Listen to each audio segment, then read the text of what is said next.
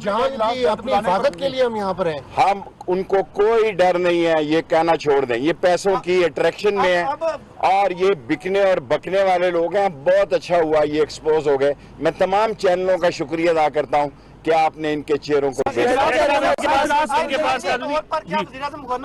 लगा सकता है इमरान खान गवर्नर ना लगाए तो अलग बात है। मैं क्या कौमी असम्बली का एतमाद का वोट जो है वो तकरीबन 31 या पहली तारीख बनती 21 को इजलास बुलाया जा सकता है। 22 को हमने 21 को छुट्टी दी है, 22 को दी है, 23 को दी है, 24 को दी है, ओवैसी है। 23 तारीख को अजीम तरीन फौज की रैली है। 25 के बाद शेख रशीद होगा और मीडिया होगा और इमरान खान की सपोर्ट होगी। 27 को समुंदर होगा अवाम।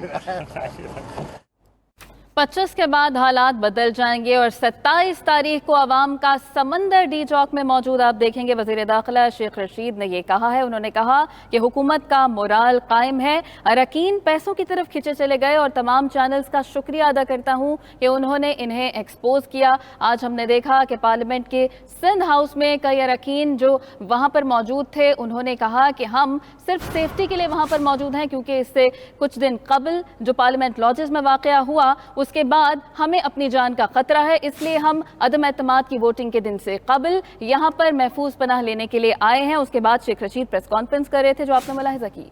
शेख रशीद का मजीद कहना था कि वजीर आजम को सिंध में गवर्नर राज की तजवीज़ दे दी है। सिंध ने जो खरीदो फरोख्त की है इस पर सिंध में गवर्नर राज नाफिज कर देना चाहिए, यह शेख रशीद का कहना था। शेख रशीद ने मजीद कहा कि 25 के बाद शेख रशीद होगा और मीडिया होगा। 27 को डी चौक पर अवाम का समंदर होगा। इमरान खान का मोराल बुलंद है, वो कहीं नहीं जा रहे।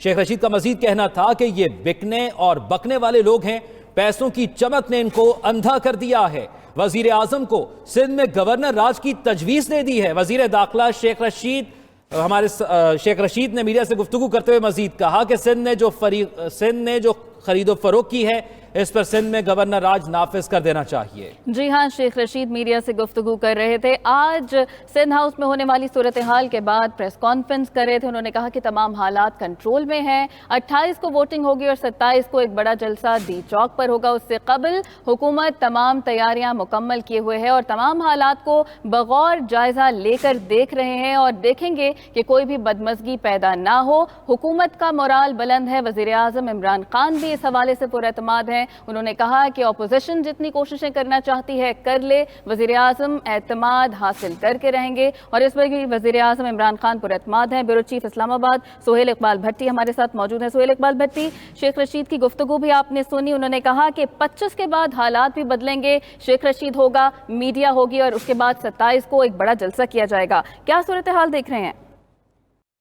देखिए, यकीनी तौर के ऊपर सिचुएशन बड़ी सियासी तौर पर गंभीर है। बिलखसूस हर गुजरते लम्हों के साथ जिस तरीके से पाकिस्तान तहरीक इंसाफ की नाराज अरकान अपनी वफादारी को जाहिर करते दिखाई दे रहे हैं और हुकूमत की वो तमाम तर कोशिशें कि अपने अरकान को वो कायल कर सके वो कामयाब होते दिखाई नहीं दे रही, तो जिसकी वजह से शहर इक़्तिदार में सियासी दर्ज हरारत हर गुजरते घंटे के साथ बढ़ रहा है।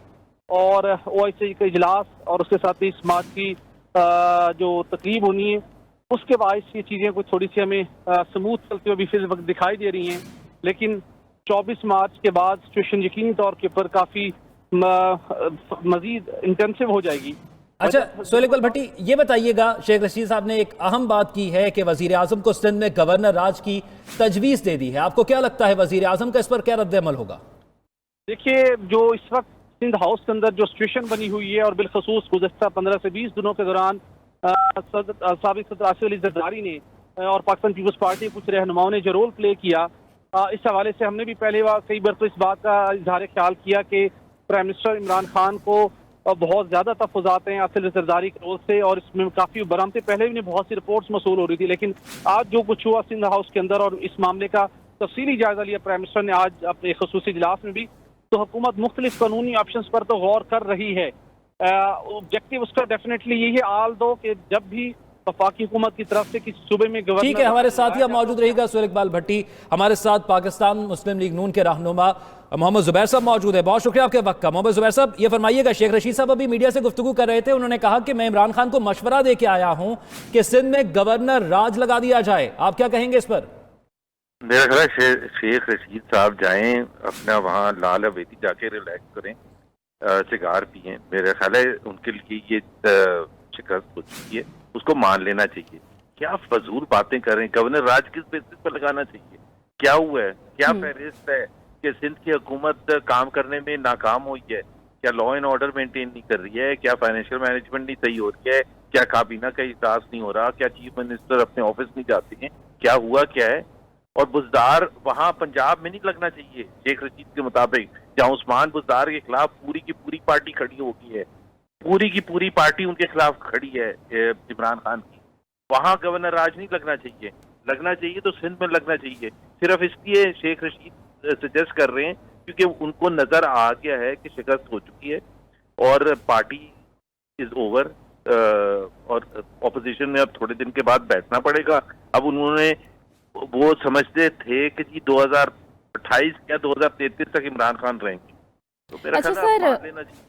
जी जी, अच्छा सर, ये फरमाइएगा कि 25, 26, 27 तारीख से कबल और जो वहाँ पर जलसे होने जा रहे हैं, नून लीग समेत तमाम अपोजिशन की क्या तैयारी है? देखें, हमारे लिए तो ये जो इमरान खान साहब कर रहे हैं 27 तारीख, क्योंकि उनका हमेशा से एक फैसिस्ट माइंडसेट था। वो नाजी स्टाइल जर्मनी में हुआ था ना, हिटलर ने वो स्टॉर्म किया था जब पार्लियामेंट पर और जला दिया था पार्लियामेंट को। तो ये चाहते हैं कि जी पार्लियामेंट के अंदर फैसला ही ना हो। उनके वज़रा ने खुल के ये कहा है कि हम देखेंगे कौन माई का लाल है कि 10 लाख लोगों में से गुजर के जाएगा, वोट डालेगा और फिर वापस आएगा और पेटियां कस लें। कौन सा स्टाइल है? हमें तो डेनमार्क की एग्जाम्पल देते थे ना वजीर आजम, हमें तो स्वीडन की और यूके की और जर्मनी की और रियासत मदीना की एग्जाम्पल देते थे। ये फरमाइएगा जुबैर साहब के वजीर आजम गवर्नर राज सिंध में लगा तो सकते हैं ना, उनका इस्तेहकाक है। उसको चैलेंज हो जाएगा ना कोर्ट में। गवर्नर राज लगाने का कोई मकसद भी होता है ना, कोई वजह भी होती है। हुआ क्या, उन्होंने किस बेसिस पर कहा है? कोई रीजन भी नहीं बताया कि मैंने अपनी बात कह दी कि जी मैं वजीर आजम को कह के आ गया हूँ कि जी गवर्नर राज लगा दे। क्या हुआ क्या है? गवर्नर राज बहुत बड़ा फैसला होता है, आइन में वो है, लेकिन आइन में उसको उसकी शराइत भी पूरी करनी होती हैं। वो समझते थे कि जी 2028 या 2033 तक इमरान खान रहेंगे, तो मेरा अच्छा ख्याल है आप सर, मान लेना चाहिए। जी जी, अच्छा सर, ये फरमाइएगा कि 25, 26, 27 तारीख से कबल और जो वहाँ पर जलसे होने जा रहे हैं, नून लीग समेत तमाम अपोजिशन की क्या तैयारी है? देखें, हमारे लिए तो ये जो इमरान खान साहब कर रहे हैं 27 तारीख, क्योंकि उनका हमेशा से एक फैसिस्ट माइंडसेट था। वो नाजी स्टाइल जर्मनी में हुआ था ना, हिटलर ने वो स्टॉर्म किया था जब पार्लियामेंट पर और जला दिया था पार्लियामेंट को। तो ये चाहते हैं कि जी पार्लियामेंट के अंदर फैसला ही ना हो। उनके वज़रा ने खुल के ये कहा है कि हम देखेंगे कौन माई का लाल है कि 10 लाख लोगों में से गुजर के जाएगा, वोट डालेगा और फिर वापस आएगा और पेटियां कस लें। कौन सा स्टाइल है? हमें तो डेनमार्क की एग्जाम्पल देते थे ना वजीर आजम, हमें तो स्वीडन की और यूके की और जर्मनी की और रियासत मदीना की एग्जाम्पल देते थे। ये फरमाइएगा जुबैर साहब के वजीर आजम गवर्नर राज सिंध में लगा तो सकते हैं ना, उनका इस्तेहकाक है। उसको चैलेंज हो जाएगा ना कोर्ट में। गवर्नर राज लगाने का कोई मकसद भी होता है ना, कोई वजह भी होती है। हुआ क्या, उन्होंने किस बेसिस पर कहा है? कोई रीजन भी नहीं बताया कि मैंने अपनी बात कह दी कि जी मैं वजीर आजम को कह के आ गया हूँ कि जी गवर्नर राज लगा दे। क्या हुआ क्या है? गवर्नर राज बहुत बड़ा फैसला होता है, आइन में वो है, लेकिन आइन में उसको उसकी शराइत भी पूरी करनी होती हैं। जी ठीक है, बहुत शुक्रिया। पाकिस्तान मुस्लिम लीग नून के रहनुमा मोहम्मद जुबैर साहब हमारे साथ मौजूद थे, ब्यूरो चीफ इस्लामाबाद हमारे साथ मौजूद थे, दोनों का बहुत शुक्रिया।